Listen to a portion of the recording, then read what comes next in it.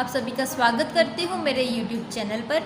Students, आज हम discuss करने जा रहे हैं क्लास 8 का lesson 7 childhood. Class 8 lesson 7 childhood.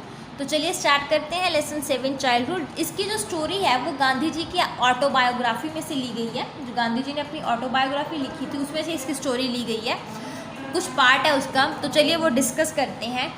This lesson is an extract from Gandhiji's autobiography titled The Story of My Experiment with Truth।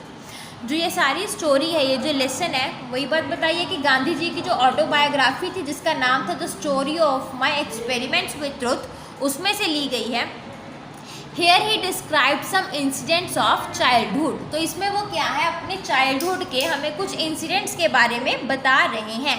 Gandhi ji was then about 12 years old। तब वो गांधी जी क्या थे, कुछ 12 साल की उम्र थी उनकी।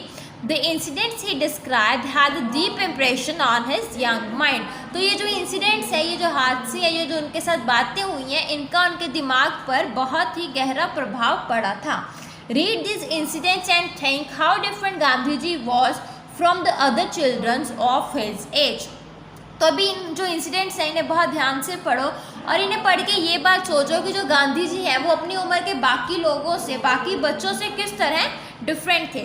The text has been slightly simplified. मतलब ये टेक्स्ट है बिल्कुल इसको सिंपल लैंग्वेज में लिखा गया है। तो चलिए स्टार्ट करते हैं इस टेक्स्ट को। क्या है, I must have been about 7 when my father left Porbandar for Rajkot to become a member of Royal Court। इसमें क्या बोल रहे हैं गांधी जी कि मैं सिर्फ 7 साल का था, मेरी उम्र लगभग 7 साल की थी जब मेरे फादर ने पोरबंदर छोड़कर वो राजकोट शिफ्ट हो गए थे रॉयल कोर्ट का मेंबर बनने के लिए। Then I was put into a primary school. और वहाँ पे मुझे एक प्राइमरी स्कूल में दाखिला दिला दिया गया। I can well recollect the names and the other particulars of the teachers who taught me। तो मुझे उन टीचर्स के नाम और जो मेरे वहाँ पे उस टाइम पे जो क्लासमेट्स हैं उनके नाम बहुत अच्छी तरह से अभी भी याद हैं। I was only a mediocre student and there was hardly anything to know about my studies। मैं बहुत ही आम स्टूडेंट था, इसलिए मेरी स्टडीज़ के बारे में उस टाइम में जानने वाला ऐसा कुछ भी नहीं है। From this school I went to a middle school and from there I to a high school, but now I had reached by 12th year। बोल रहे हैं कि तब मैं अभी वहाँ से क्या मिडिल स्कूल में गया, मिडिल स्कूल से मुझे हाई स्कूल में डाल दिया गया और अब मैं कितनी एज हो चुकी है, मेरी 12 ईयर की हो चुकी है उनकी एज। ठीक है। During this short period I don't remember having ever told lie to my teachers और माई स्कूल मेट्स। कहते हैं जो मेरी लाइफ का ये बिल्कुल छोटा सा पीरियड है, मुझे नहीं याद बिल्कुल भी कि मैंने कभी भी अपने टीचर्स को या फिर अपने स्कूल मेट्स, मतलब जो उनके साथ पढ़ते थे, उन्हें कभी भी किसी भी बात के लिए झूठ बोला होगा।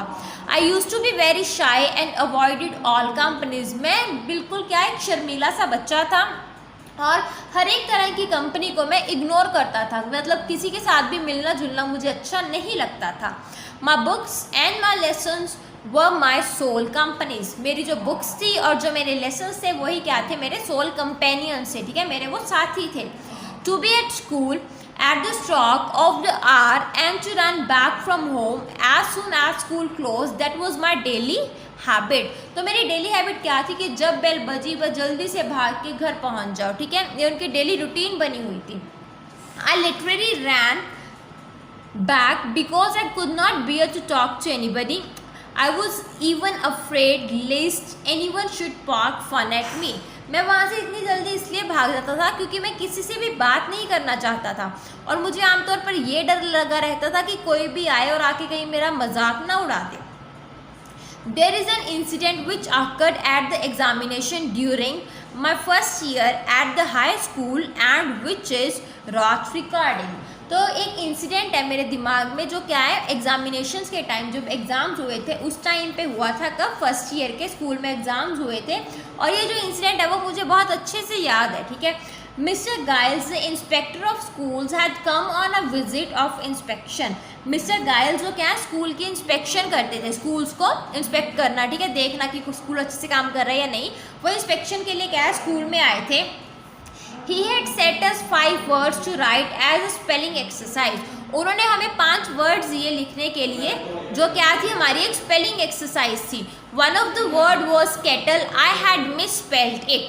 उनमें से एक वर्ड क्या था, केटल वर्ड था, जो मैंने क्या है जिसके स्पेलिंग्स मैंने गलत लिख लिए थे। The teacher tried to prompt me with the point of his boot but I was not prompted.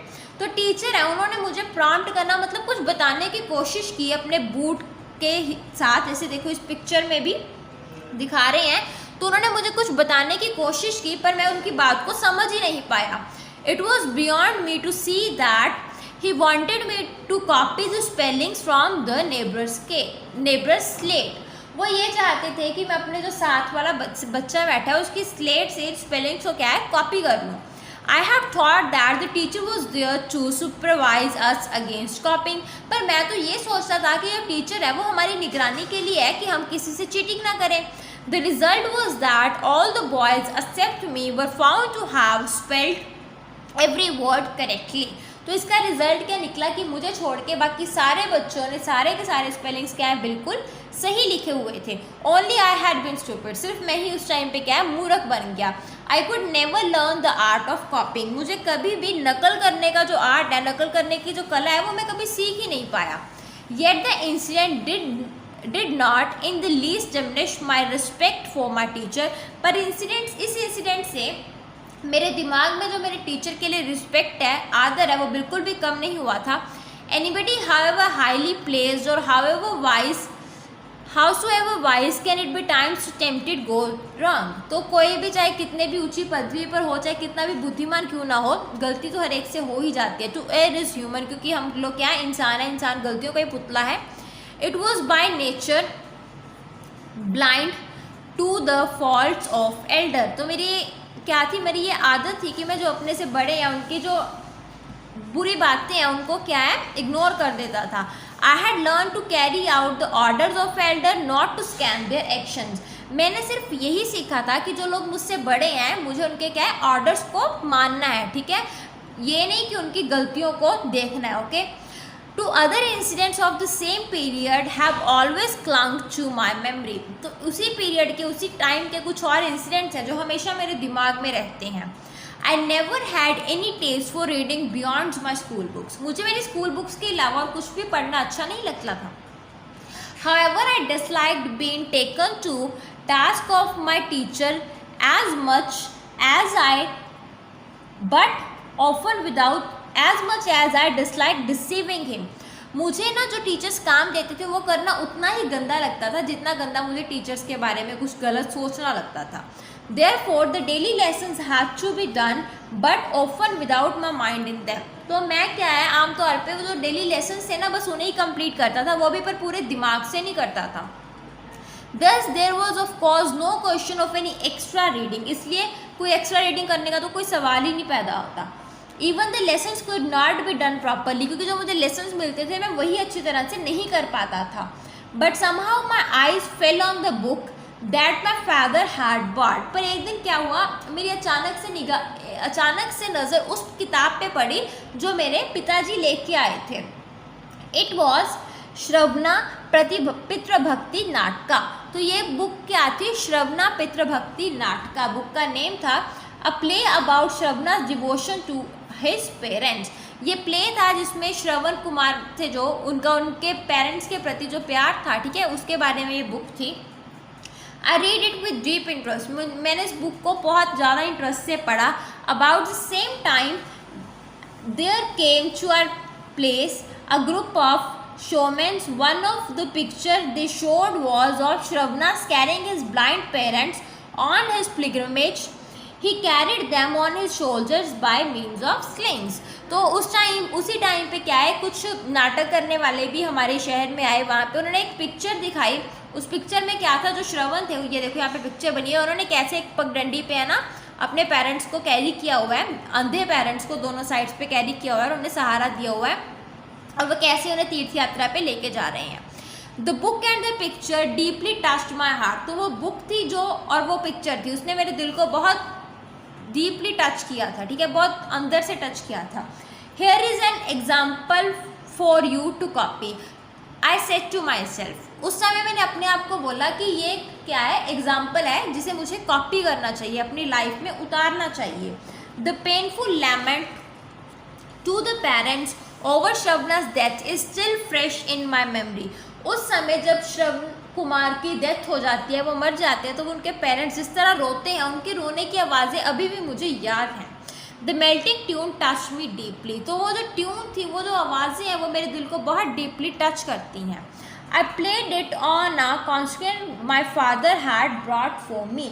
तो मैंने ये जो बातें थी सारी, ठीक है, इन सबको मैंने एक इंस्ट्रूमेंट जो उनके पिता उनके लिए लेके आए थे, उस इंस्ट्रूमेंट पे भी कंस्ट्रीना इंस्ट्रूमेंट जो वो लेके आए थे उनके पिता, उस इंस्ट्रूमेंट पे भी इन्हें बजाया था। I remember a similar incident concrete with another play. इसी तरह मुझे एक और इंसिडेंट याद है, वो एक और प्ले से जुड़ा हुआ है।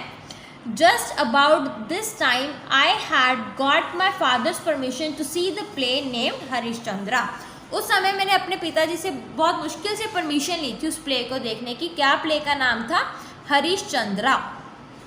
It was performed by a certain dramatic company. ये जो प्ले है, वहाँ पे एक ड्रामा कंपनी है, उसने प्ले किया था, ठीक है, उन्होंने प्ले दिखाया था।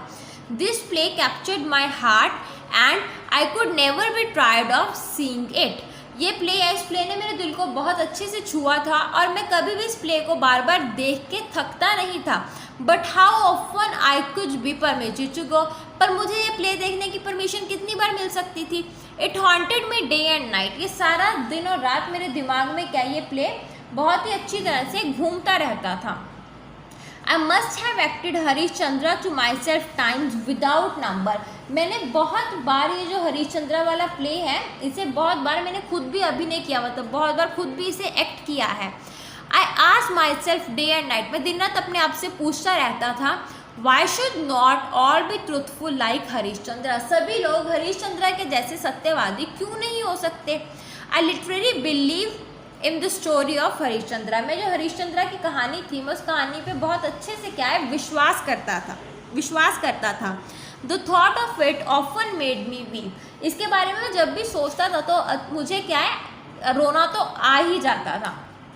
It inspired me in one idol. इसने क्या है मेरे मन पे बहुत ही अच्छा प्रभाव डाला है।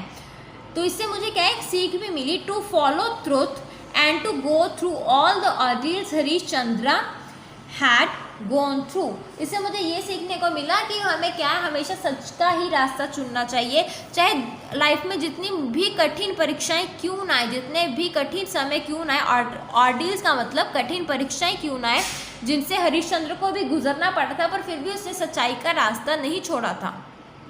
Both Harishchandra and Shravana are living realities for me. दोनों ही, हरिश्चंद्रा भी और श्रवणा भी, दोनों क्या है मेरे लिए लिविंग रियलिटीज़ है, ठीक है, एक जीते जागती मेरे लिए प्रेरणाएं हैं, वो जीती जागती सच्चाइयाँ हैं मेरे लिए।